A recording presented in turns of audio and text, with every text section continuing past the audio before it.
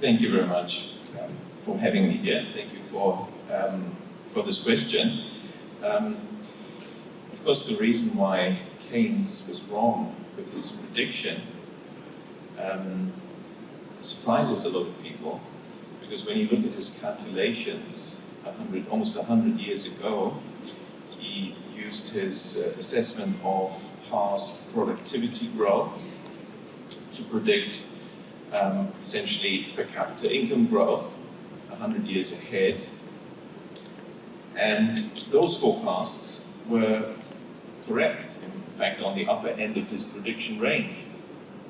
His mistake was that he assumed just because our per capita income will rise so much, multiply over this time period, the benefits will be equally distributed, and therefore the number of those people who don't have to work will increase to reach the general population.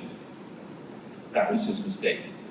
Because of course the benefits of the actual increase in productivity and income growth that we have achieved, as he predicted, have been essentially kept in the hands of a very small group, and the majority still has to work. Because per capita income doesn't tell you anything about the distribution, and that is of course the problem of inequality that you've just mentioned. So that is the problem. Now, what is the mechanism and why is this happening? Of course, it's the monetary system. So I would like to briefly talk about that, because of course it also links back to all the points my esteemed colleagues have made. And in fact, linking it to the current situation. We've had bouts of inflation that have disturbed wealth creation and the perhaps slightly fairer distribution of that in the 1970s, and it's again happening now. So we should look at the causes. I mean, why do we have inflation? In the 1970s, they told us, and they're still telling us, oh, it's because of a war in the Middle East, an oil embargo, sanctions, an oil supply shock, and an oil price shock. But if you look at the data, all that started only in October 1973, when really the inflation was caused by something that happened in 72 and early 73, namely the central banks, which massively increased bank credit creation for consumption, and that created this inflation. And funny enough, it's exactly the same today. So that is of course why in 2020, already from April, May, June onwards, I've been warning that we will get significant inflation 12 to 18 months down the road, because the central banks have adopted a surprising policy. I was very surprised, and it's 100% a policy decision, namely to boost bank credit creation for consumption dramatically. And this will only lead to inflation, and there was absolutely no reason for this. It's the big difference between the QE of 2020 and the QE of 2008. In 2008, I had already also explained at the time, don't worry, this is not going to cause inflation, because it was mainly a transaction between the banks and the central bank that did not increase money creation circulating in the economy. But the central banks, in a very concerted effort, and this tells you how this works, the central banks behind the scenes, they don't tell you, they don't talk to journalists about this, but they coordinate this, adopted the same unusual policy of purchasing assets from the non-bank private sector, which boosts bank credit creation. And of course, on top of that, you did have government policies to also give people incentives to spend the money. And that is a big difference. This was dramatic, is the biggest in the post-war era. The Fed did it, the Bank of England did it, ECB did it, the Bank of Japan did it, just by sheer coincidence. Now, some of you might think, oh, but wasn't that due to COVID? And I was just saying before the conversation, well, I'm not sure if you include a virus in your econometric model, you will get an increased explanatory power. And I've never heard a medical doctor say that because there is now a particular strain of a flu virus, we need to create double-digit inflation. In other words, it has nothing to do with it. It was a policy decision. But again, they're telling us it's the war, it's Russia, when of course these things happened from March, April onwards, 2020. So now looking ahead, because looking at the past is, looking at Keynes' prediction, and he looked ahead into the future, we're also wondering, okay, what does this mean for now? Well, central banks use a smokescreen to keep everyone in the dark about what they're doing. Many academic economists say that's a good thing, they shouldn't reveal what they're doing. Anyway, so that's what they're doing. And the smokescreen is their interest rate policies. Now, most people think that the central bank propaganda on this is true, that if you lower interest rates, you get higher growth, and if you raise interest rates, you get lower growth.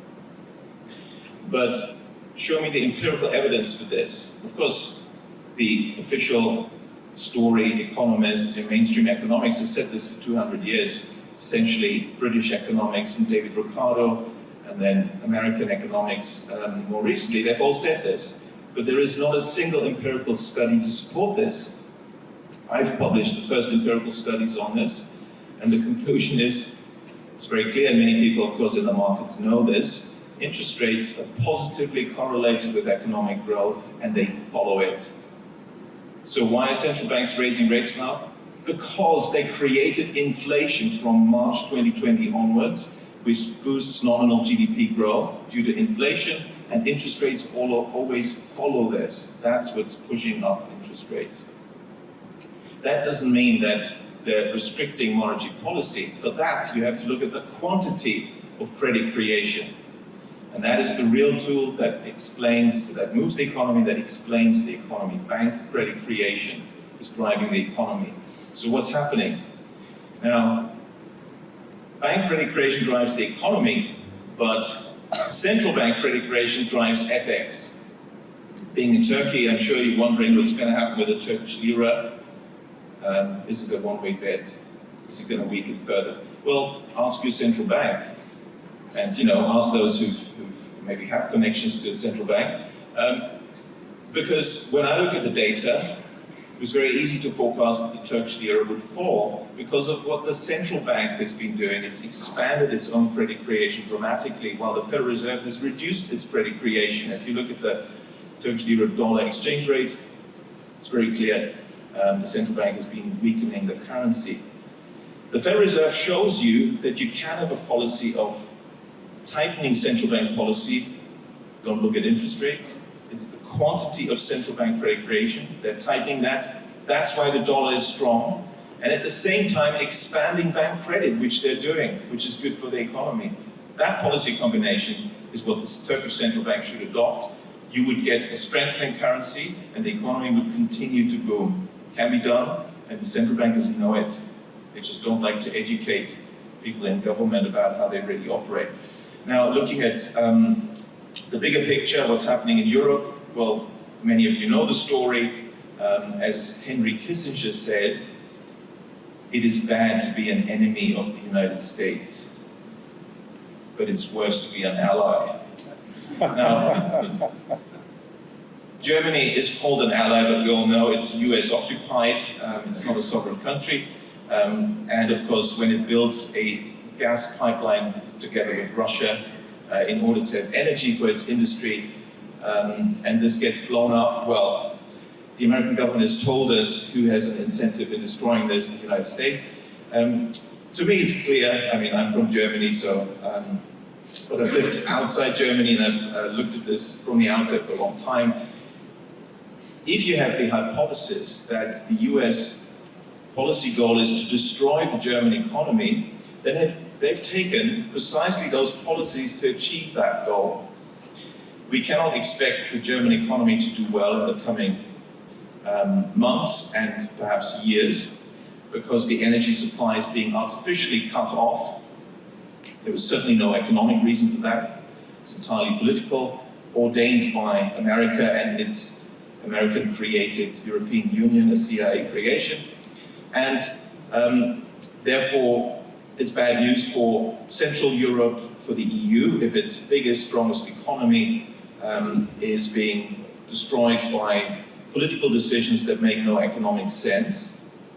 But it's an opportunity for Turkey. I was just talking to my friends here, and I think, for example, one can invite German companies now to relocate to Turkey, where hopefully there will be sensible policies on energy in the future as well, and the energy supply will continue to flow, and therefore you can keep producing and keep doing business. So I would be optimistic for the prospect for Turkey, particularly if Turkey manages to resist the pressure from the EU and which is just the pressure from the US to impose further sanctions on Russia. Turkey so far has been able to trade with Russia, continue to trade Russia. One can buy and sell the ruble in Turkey.